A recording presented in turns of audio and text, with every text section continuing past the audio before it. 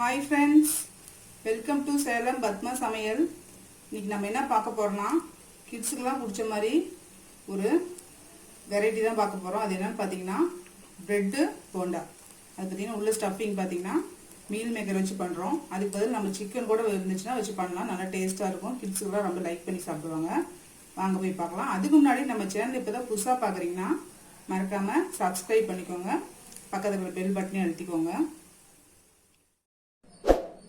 இப்போ பாருங்க, அந்த பிரெட் போண்டாக்கு ஸ்டஃபிங் செய்ய போகிறோம். அதுக்கு வந்து பார்த்தீங்கன்னா நான் ஒரு பேனில் ஒரு 2 டீஸ்பூன் அளவுக்கு ஆயில் ஊற்றி வச்சுருக்கேன். இப்போ வந்து ஃபர்ஸ்ட் நான் வெங்காயம் போடுறேன்.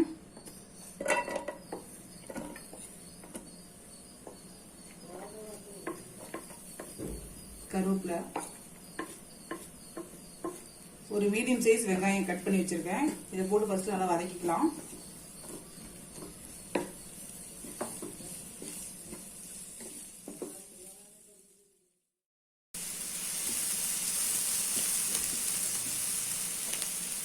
லைட்டாக வெங்காயம் வதங்கிச்சு. நான் இஞ்சி பூண்டு பேஸ்ட்டு ஒரு டீஸ்பூன் மட்டும் போடுறேன்.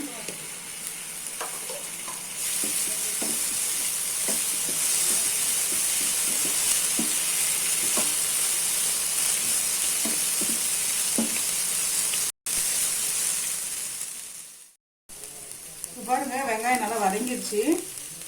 பார்த்தீங்கன்னா 1/2 டீஸ்பூன் மிளகாத்தூள், 1/2 டீஸ்பூன் ஜீரகப்பொடி, 1/4 டீஸ்பூன் மஞ்சள் பொடி, கறி மசால் பொடி 1/2 டீஸ்பூன். இப்போ இதெல்லாம் போட்டுக்கலாம்.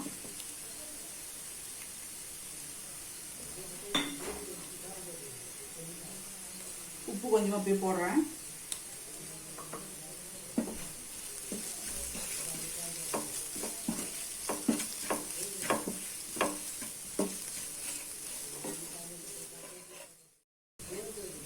பார்த்தீங்கன்னா இது மீல் மேக்கரு.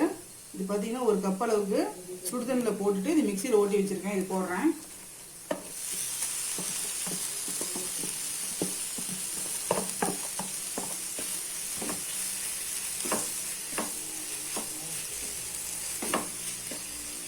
மீல் மேக்கருக்கு பதில் நம்ம சிக்கன் கூட இருந்துச்சுன்னா போட்டுக்கலாம். நல்லா டேஸ்டாக இருக்கும்.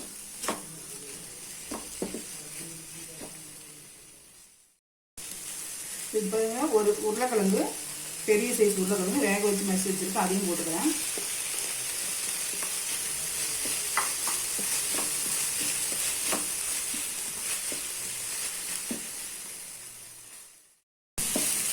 பாருங்க, எல்லாம் மிக்ஸ் ஆகிடுச்சு. இப்போ நான் மல்லியில் போட்டு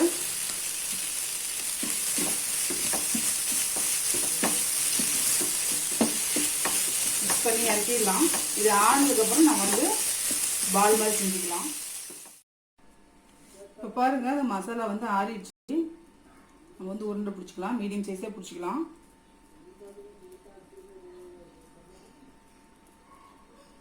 இந்த சைஸ்னால் கரெக்டாக இருக்கும் நம்ம ப்ரெட்டுக்குள்ளே வைக்கிறதுக்கு.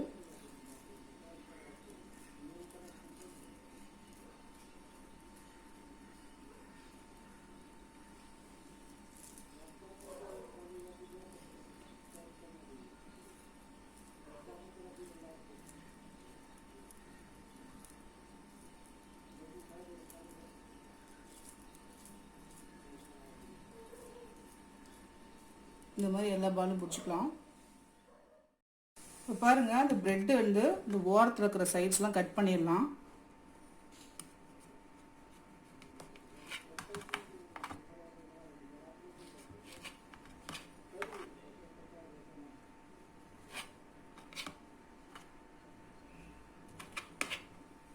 இந்த மாதிரி எல்லாம் கட் பண்ணி எடுத்துக்கலாம். இந்த பிரெட்டு வந்து சும்மா ஜஸ்ட் அப்படியே தண்ணியில் நினச்சிட்டு பிழிஞ்சிடலாம்.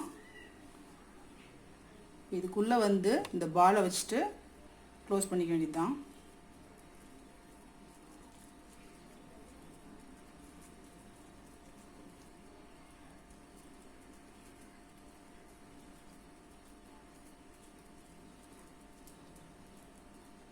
பாருங்கள், இந்த மாதிரி பால் மாதிரி பண்ணிக்க வேண்டியது தான்.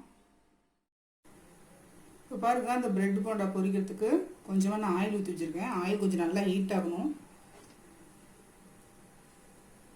ஹீட் ஆனதும் லைட்டாக அடுவை மீடியமாக வச்சுக்கணும். போட்டுடலாம் பால் சேர்த்து.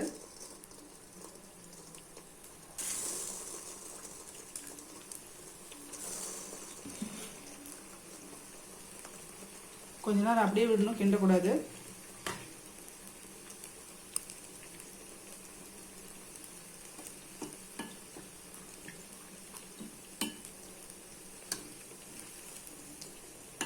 திருப்பிக்கலாம்.